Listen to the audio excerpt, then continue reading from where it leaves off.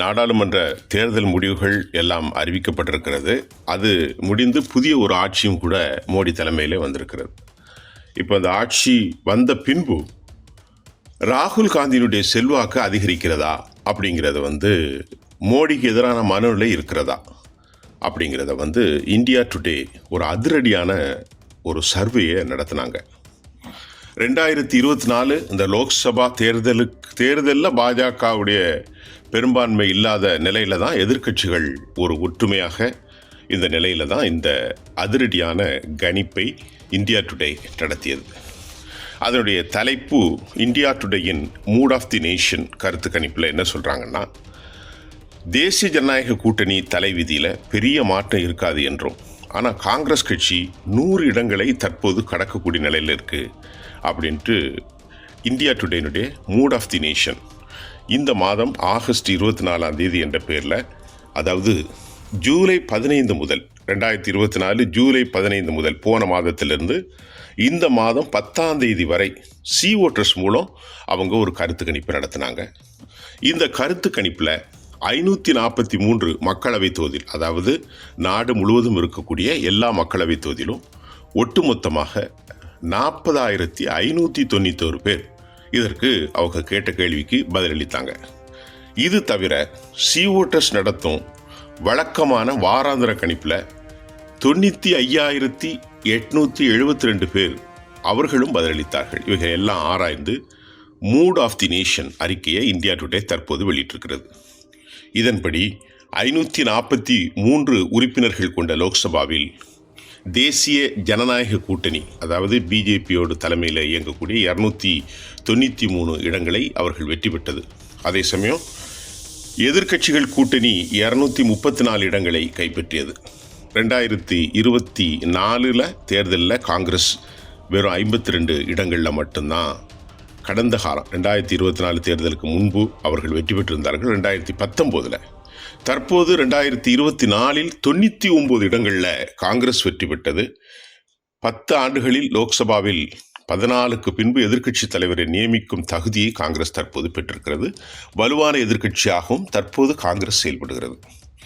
அதே நேரம் தேசிய ஜனநாயக கூட்டணி 370 மற்றும் 400 இடங்களுக்கு மேலே வெற்றி பெறுவோன்னு பெரிய புரொபகண்டா பண்ணி 2019 பெற்ற எண்ணிக்கையை விட அவங்க தற்போது வெறும் 63 இடங்கள் குறைந்து 240 இடங்களில் மட்டுமே பாஜகவால் ஆட்சி அமைக்க முடிந்தது. 3வது முறையாக கூட்டணி ஆட்சி தான் அவர்கள் சார்ந்திருக்க வேண்டிய நிலை ஏற்பட்டது.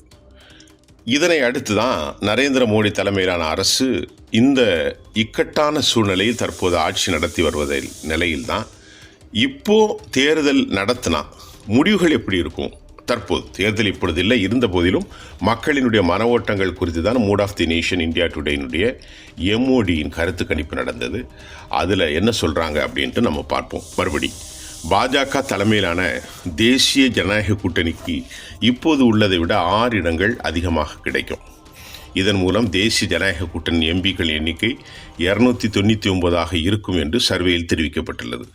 எதிர்க்கட்சியான இந்தியா கூட்டணியின் எண்ணிக்கையை பொறுத்தவரை பெரும்பாலும் அப்படியே இருக்கும். இப்போது உள்ளதை விட ஒரு இடத்தை இழந்து 233 இருக்கும் என்னும் கருத்துக்கள் தெரிவிக்கிறது. அதே நேரம் இந்த சர்வேயில் ஒரு சுவாரஸ்யமான விஷயம் தெரிகிறது. இதுதான் ஃப்ளாஷ்பேக்.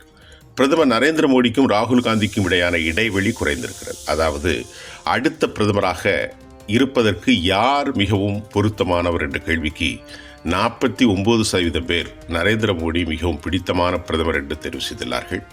மறுபுறம் வாக்களித்தவர்களில் 22.4% பேர் ராகுல் காந்தியை தேர்வு செய்திருக்கிறார்கள். கடந்த பிப்ரவரி மாதம் மூட் ஆஃப் தி நேஷன் எடுத்த கணிப்பு பார்க்கும்போது பிரதமர் மோடி 6 புள்ளிகள் குறைந்துள்ளது. அதே காலகட்டத்தில் ராகுல் காந்திக்கு 8 புள்ளிகள் அதிகரித்திருக்கிறது. அதாவது ராகுல் காந்தியுடைய மதிப்பு அதிகரித்திருக்கிறது. பொது தேர்தல்கள் இன்று நடந்தால் பாஜக தற்போது உள்ளதை விட 4 இடங்கள் அதிகம் பெற்று 244 உயரும். பாஜகவின் வாக்கு வங்கியும் ஓரளவு அதிகரிக்கும் என்றும் கருத்து கணிப்பில் தெரிவிக்கப்பட்டுள்ளது.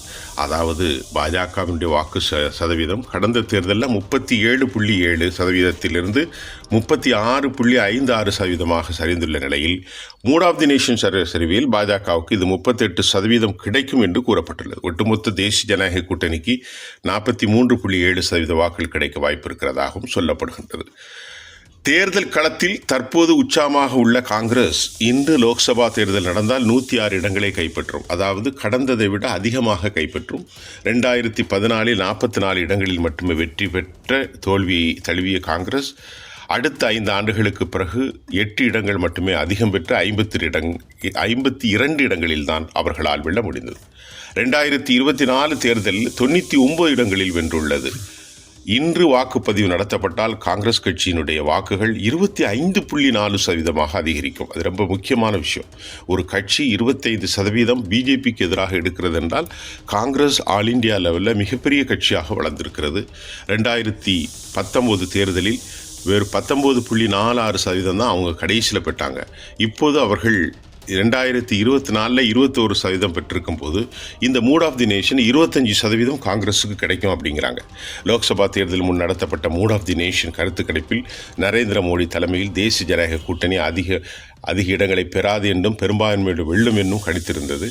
அது ஒரு குறிப்பிட்ட கணிப்பு தான். ஆனால் இப்போ என்ன சொல்கிறாங்கன்னா, உண்மையிலேயே தேசிய ஜனநாயக கூட்டணி 335 இடங்களை கைப்பற்றும் என்னும், எதிர்க்கட்சிகள் 166 இடங்களை கைப்பற்றும் என்னும் இதே கருத்து கணிப்பு சர்வேயில் சொல்லியிருந்துச்சு. ஆனால் அந்த கணிப்பை தாண்டி காங்கிரஸ் தலைமையிலான இந்தியா கூட்டணி 234 இடங்களில் வெற்றி பெற்றிருக்கிறது. ஒரு விவகாரம் மட்டும் இந்த கருத்து கணிப்புகளை தாண்டி நாம் யூகிக்க முடிகின்றது. கருத்து கணிப்புகள் முன்பு பின்பு இருக்கலாம். ஆனால் ஒரு விஷயம், 25% காங்கிரஸ் கட்சி பெற்றிருக்கிறது என்றால் இனி அடுத்து வரும் காலங்களில் அவருடைய தலைமையில் மிக ஒரு கடும் சாதனைகளை புரியலாம், வெற்றி பெறலாம். ஏனென்றால் எதிர்க்கட்சிகள் அவருக்கு பின்னால் பக்கபலமாக இருக்கிற ஒரு சூழ்நிலையில் மோடியும் பிஜேபியும் பின்னடைவை தான் சந்தித்திருக்கிறார்கள் என்பதை தான் நாம் இந்த கருத்து கணிப்பின் மூலம் யூகிக்க முடிகின்றது.